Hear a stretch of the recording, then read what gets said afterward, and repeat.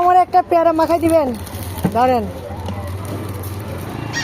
আমার মেয়ে কালকে খেয়ে বলতেছে মজা। এই যে দেখেন, আমার এলাকার একজন ভাই, উনি খুব সুন্দর করে পেয়ারা মাখাই দেয়। এখন এটা উনি মাপবে, মেপে আমাকে সুন্দর করে মাখাই দিবে। হ্যাঁ ভাই, মজা হবে? আলহামদুলিল্লাহ হবে। কালকে একটা রাতে নিয়ে গেছিলাম, এখন আজকে উনি আমাকে মেখে দিবে। কিভাবে মাখেন একটু দেখাইন কেমন? এই যে দেখেন, ভাই কিন্তু আবার অনেক হাসি খুশি মানুষ।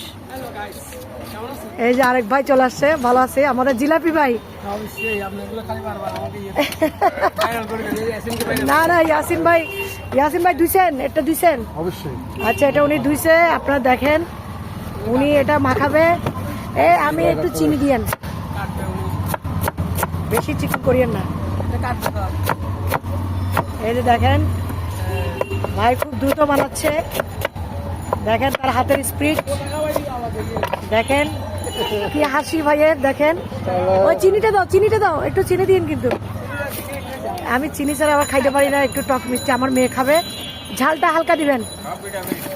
সব ভিটামিন না, ও ভাই বলতেছে সব বলে ভিটামিন।